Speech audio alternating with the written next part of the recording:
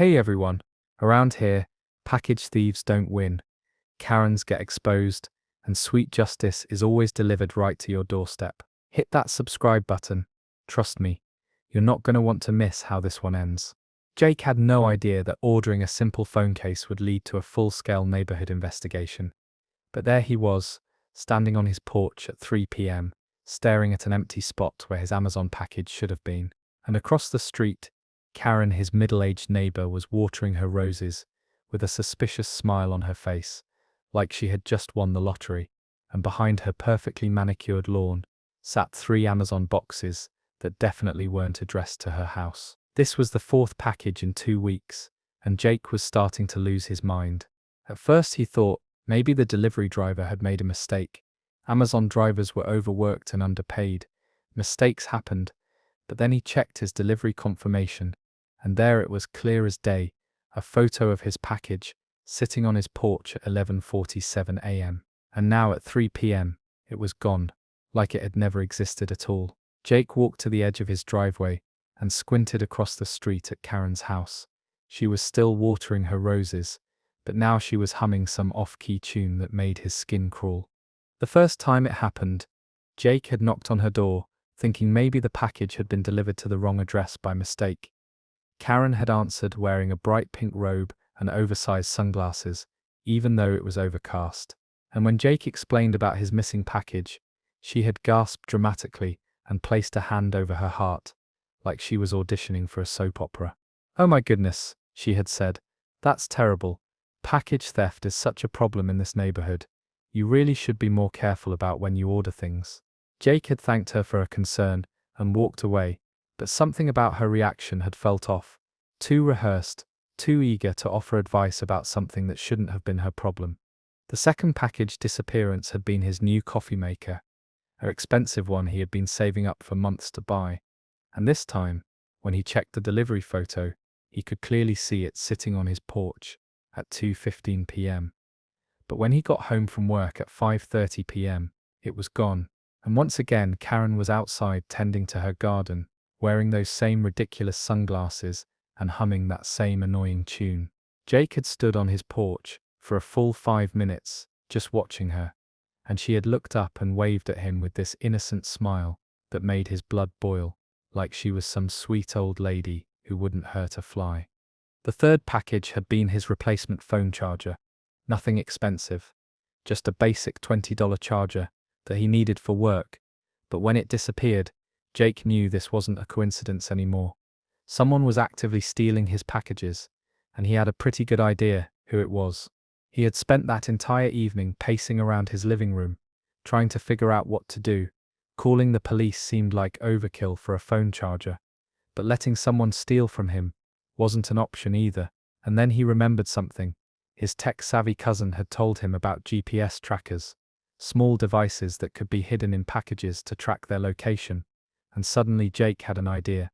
The next morning, Jake drove to the electronics store and bought the smallest GPS tracker he could find, a tiny device about the size of a quarter that could transmit location data to his phone for up to 2 weeks on a single charge.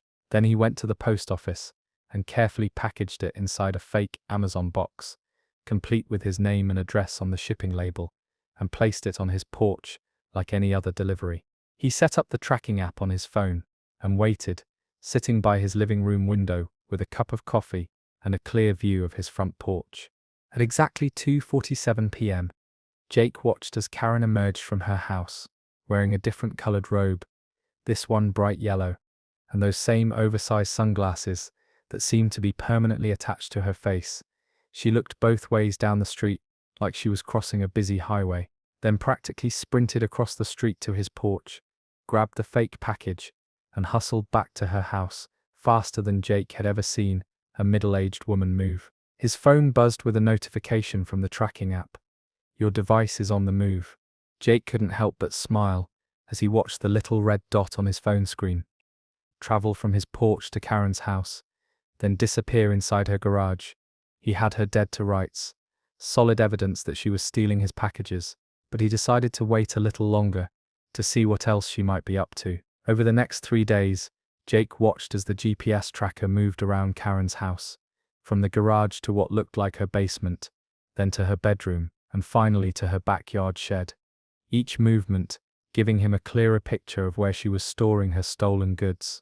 But the real breakthrough came on day 4, when Jake noticed the GPS tracker was no longer at Karen's house. According to the app, it was moving rapidly down the highway, heading toward the city. And Jake realized that Karen wasn't just stealing packages for herself. She was selling them. This wasn't just petty theft anymore. This was organized retail fraud. And Jake knew he had to act fast before the evidence disappeared forever. Jake called the non-emergency police line and explained the situation to the dispatcher, a bored-sounding woman who seemed skeptical until Jake mentioned the GPS tracker and the fact that he had been tracking stolen merchandise for almost a week. Suddenly her tone changed, and she told him that an officer would be there within the hour to take his statement. Jake spent the next hour organizing all his evidence, the delivery confirmation photos, the tracking app data, and even some security camera footage from his neighbor's house that showed Karen crossing the street multiple times during delivery hours. Officer Martinez arrived at Jake's house at 4:15 p.m., a serious-looking man in his 40s who listened carefully as Jake explained the situation and showed him all the evidence. When Jake pulled up the tracking app and showed him the real-time location of the GPS device, Officer Martinez raised his eyebrows and said, "This is actually pretty smart. We've been getting a lot of complaints about package theft in this neighborhood, but we never had any solid evidence before." Jake felt a surge of satisfaction as he realized that his plan was working. Karen was about to get exactly what she deserved. Officer Martinez radioed for backup, and within 20 minutes, there were 3 police cars parked outside Karen's house.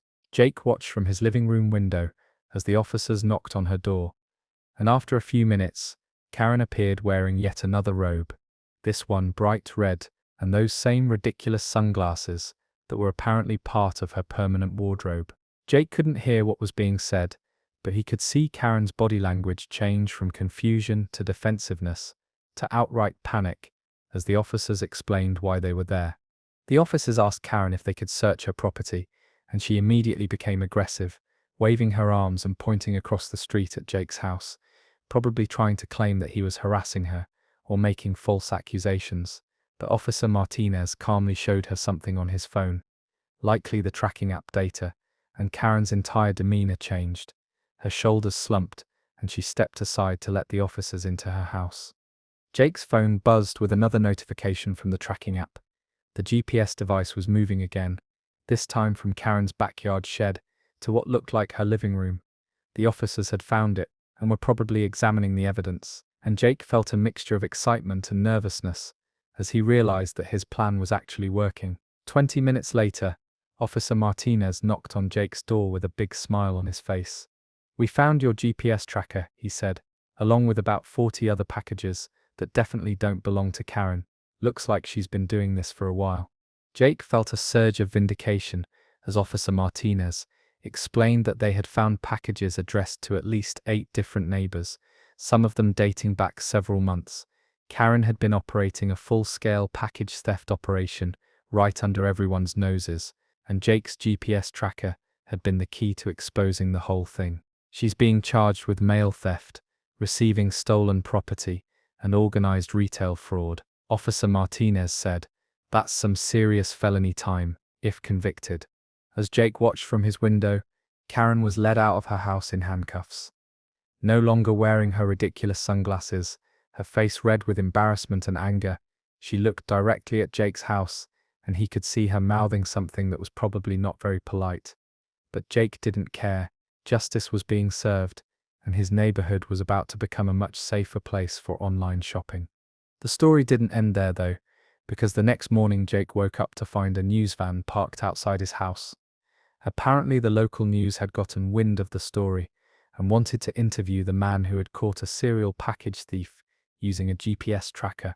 Jake wasn't sure he wanted to be on television, but Officer Martinez had called him earlier and said that the story might help other people who were dealing with similar problems, so Jake agreed to the interview. The reporter, a young woman named Sarah, was enthusiastic and professional as she asked Jake about his experience and how he had come up with the idea to use a GPS tracker. Jake explained that he had just gotten tired of having his packages stolen and decided to do something about it, and Sarah nodded approvingly as she scribbled notes on her notepad. "This is exactly the kind of story people need to hear," she said. "Someone who didn't just complain about a problem, but actually took action to solve it." The interview aired that evening on the 6 o'clock news, and Jake watched with a mixture of pride and embarrassment as he saw himself on television, explaining how he had caught Karen stealing his packages. The reporter had done a good job editing the story to make Jake look like a hero rather than just a guy who was tired of being robbed, and the comments on the news station's website were overwhelmingly positive, with dozens of people sharing their own package theft stories and thanking Jake for standing up to criminals. But the real satisfaction came 3 days later when Jake got a call from Officer Martinez with an update on Karen's case. Apparently she had been caught with thousands of dollars worth of stolen merchandise in her house, and when the police had searched her computer, they had found evidence that she had been selling the stolen packages on various online marketplaces, making this a much bigger case than anyone had initially realized. "She's looking at serious prison time," Officer Martinez said, "and we've already returned most of the stolen packages to their rightful owners, including that coffee maker you ordered last month." Jake felt a wave of relief wash over him as he realized that his expensive coffee maker hadn't been lost forever. And when Officer Martinez delivered it to his house later that afternoon, Jake immediately plugged it in and made himself the best cup of coffee he had ever tasted, not because the coffee was particularly good, but because it represented justice being served and his neighborhood being made safe again. The following week, Jake received a letter from the Postal Service thanking him for his cooperation in the investigation and informing him that Karen had been banned from receiving mail delivery at her address. Apparently, stealing mail was a federal offense, and the Postal Service took it very seriously. Jake smiled as he read the letter, knowing that Karen's package theft days were permanently over. Jake also received letters from several of his neighbors, thanking him for solving a problem that had been affecting the entire neighborhood.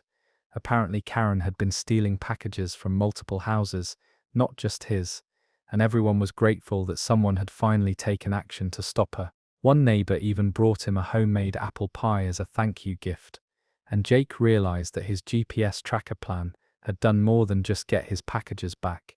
It had brought the entire neighborhood together against a common problem. The best part of the whole story came a month later, when Jake was sitting on his porch enjoying his morning coffee, made with his recovered coffee maker, when he saw a moving truck pull up to Karen's house.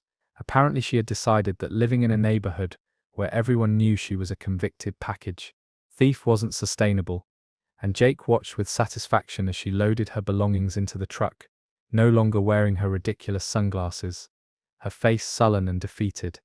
As the moving truck drove away, Jake's next-door neighbor George walked over with a big smile on his face. "Well," George said, "looks like the neighborhood package thief is finally moving on." And Jake nodded, taking another sip of his perfectly brewed coffee. "Yeah," he said, "justice delivered right to her doorstep."